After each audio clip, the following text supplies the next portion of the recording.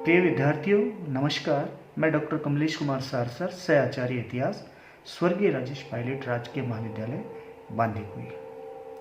आज हम BA part first के प्रश्न पत्र प्रथम प्राचीन भारत के इतिहास के विषय के पहले अध्याय प्राचीन भारत के इतिहास जानने के सोर्स कौन कौन से हैं, इस विषय पर चर्चा करेंगे। प्राचीन भारत का इतिहास बीए पार्ट फर्स्ट के अंदर दो पेपर हैं। एक है प्राचीन भारत का इतिहास या भारत का इतिहास, दूसरा है राजस्थान का इतिहास। हम दोनों ही विषयों पर बात करेंगे। आज हमारा जो विषय है वो है प्राचीन भारत के इतिहास जानने के प्रमुख स्रोत कौन कौन से हैं। इतिहास का सामान्य अर्थ है अतीत की घटनाओं का क्रमबद्ध रूप से अध्ययन करना। मुख्यतः इतिहास जानने के जो स्रोत हैं उन्हें यहाँ तीन भागों के अंदर विभक्त किया गया है। यदि हम बात करें, पहला साहित्यिक स्रोत, दूसरा है पुरातात्विक स्रोत और तीसरा है विदेशी यात्रियों के वृत्तांत। इसके अंतर्गत हम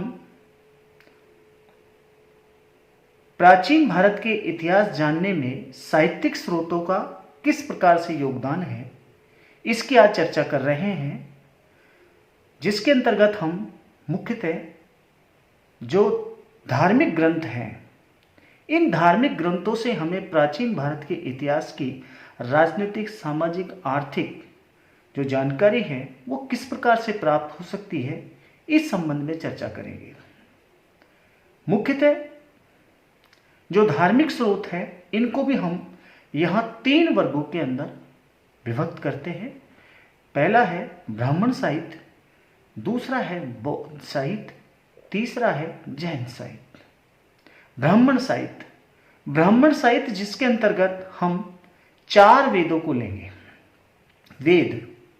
वेद जो कि विद धातु से बना है, जिसका शाब्दिक अर्थ है ज्ञान या जानना।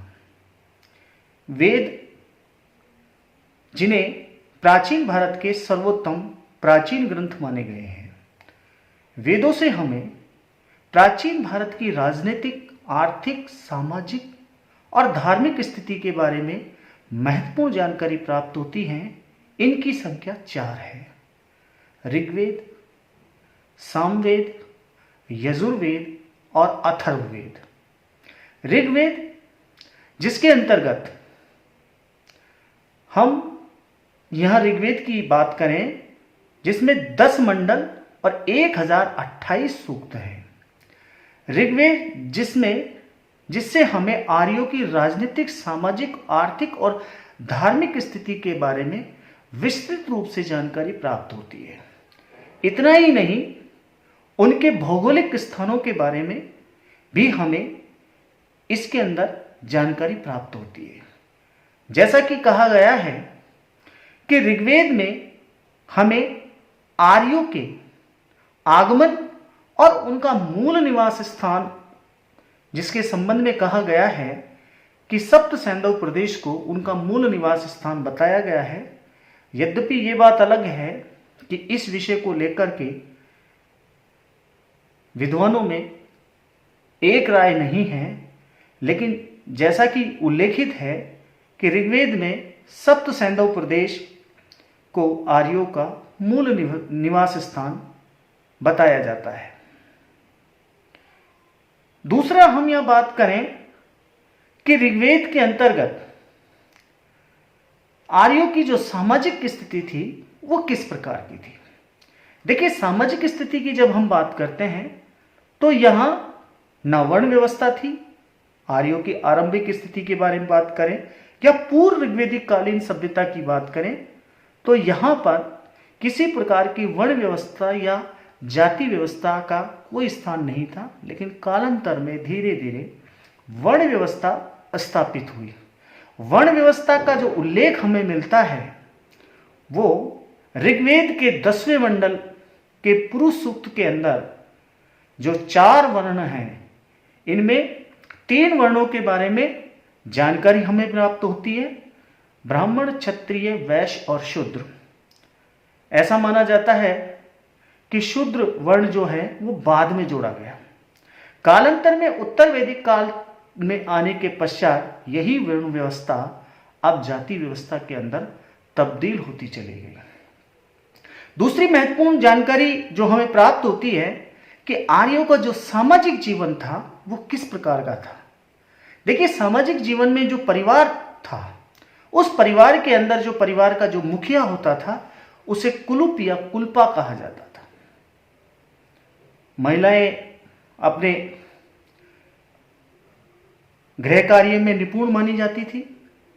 इन्हें गृह स्वामिनी, गृह साम्राज्ञी जैसे शब्दों से संबोधित कहकर के पुकारा जाता था। यहां हम एक बात और देखते हैं कि एकल परिवार व संयुक्त परिवार दोनों के ही हमें यहां संकेत देखने को मिलते हैं। जहां तक उनके खान पान की बात करें तो ऋग्वेद के अंदर उल्लेखित जो वस्तुएं हैं और जिन फसलों का उल्लेख हमें प्राप्त हुआ है उसके आधार पर हम ये कह सकते हैं कि आर्य, वैदिक सभ्यता के जनक आर्य शाकाहारी व मांसाहारी दोनों ही थे। मुख्यतः उनकी जो फसलें थी, जैसा कि कुछ फसलों के बारे में यहां जिक्र किया गया है, उनमें यदि हम बात करें तो उड़द के लिए मास शब्द का प्रयोग किया गया है, जौ के लिए भी यहां उल्लेख मिलता है, तो दूसरी तरफ यहां चावल को व्रीहि शब्द उसके लिए प्रयोग किया गया है। इसी प्रकार से इनके जो व्यंजन थे जिनका प्रयोग ये किया करते थे, उनमें कुछ ऐसे व्यंजन हैं जिनका ऋग्वेद के अंदर उल्लेख मिलता है।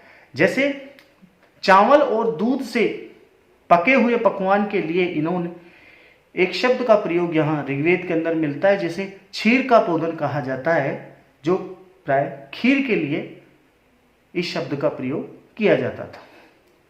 मालपुए के लिए यहां अपूप शब्द का प्रयोग किया गया है।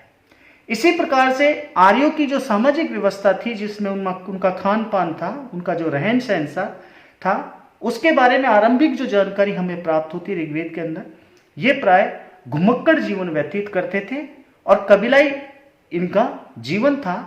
कालांतर में इन्होंने अपने आप को स्थायित्व किया और स्थायित्व करने के पश्चात जब इन्हें नदी के किनारे अपने आप को इन्होंने स्थायित्व प्रदान किया, पीने के लिए इन्हें पानी, कृषि के लिए इन्हें पानी प्राप्त हुआ और इन्होंने जंगलों को काट करके इन्हें कृषि योग्य भूमि तैयार की। इस प्रकार से हमें ऋग्वेद के अंदर इनके सामाजिक जीवन के संदर्भ में जानकारी प्राप्त होती है। सामाजिक जीवन के बाद में यदि हम इनके आर्थिक जीवन की बात करें तो यहां पर आर्यों का जो आर्थिक जो जीवन था वो प्राय कृषि और पशुपालन पर आधारित था।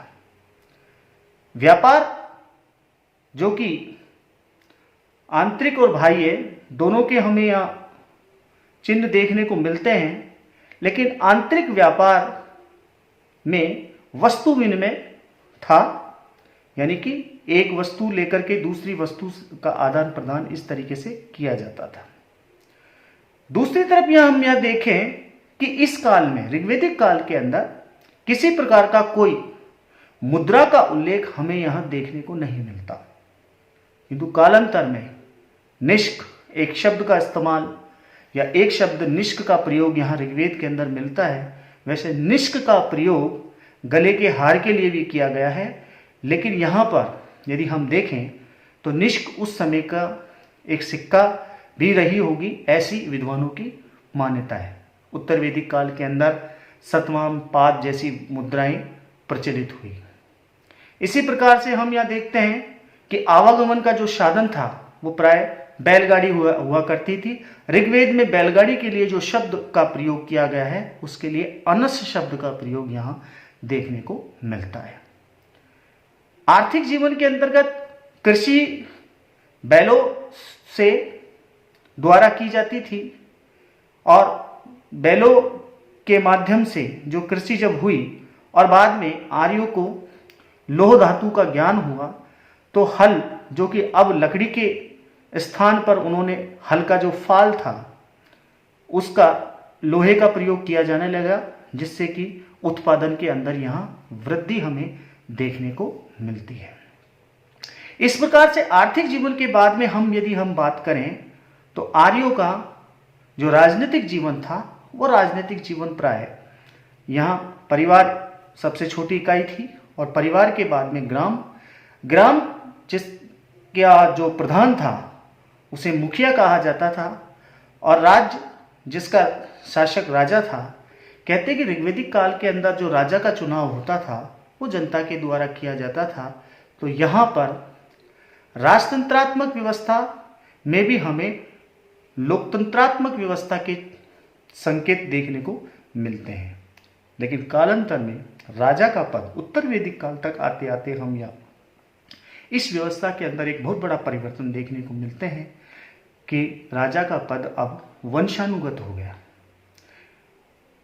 इसके अतिरिक्त ऋग्वेद के अंदर हमें राजनीतिक व्यवस्था के साथ साथ जो आर्यों का जो धार्मिक जीवन है उस धार्मिक जीवन के संबंध में महत्वपूर्ण जो जानकारी प्राप्त होती है कि आर्य किस प्रकार से वैदिक देवताओं की जो यज्ञ के द्वारा पूजा किया करते थे और वे हमेशा उनके धन्य धान से वो परिपूर्ण रहे, उन्हें पुत्रों की प्राप्ति होती रहे, इस प्रकार की कामना से वो देवताओं को यज्ञ प्राय किया करते थे। कहते कि ऋग्वेद में जिन मंत्रों का उल्लेख यहाँ किया गया है, सामवेद के अंदर ऋग्वेद के जो मंत्र हैं उनका ही उल्लेख यहाँ हमें सामवेद के अंदर मिलता है।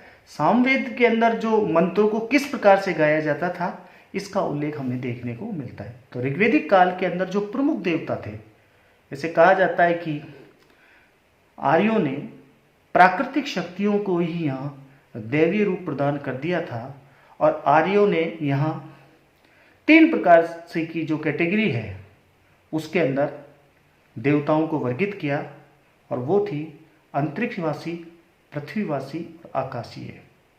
इसके बाद में यहाँ मुख्य रूप से जो देवताओं का उल्लेख मिलता है जिसमें कहा गया है कि इंद्र के लिए 250 बार जिक्र हमें ऋग्वेद के अंदर मिलता है।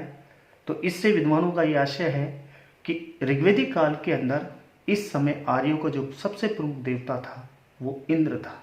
इंद्र के बाद में जो दूसरा स्थान आता है वो आता है अग्नि का।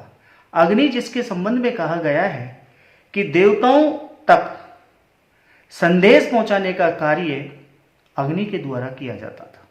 अग्नि के अंदर जो होम किया जाता था और उसकी लपटें देवताओं तक पहुंचती थी, इसीलिए अग्नि को यहाँ संदेशवाहक कहा गया है।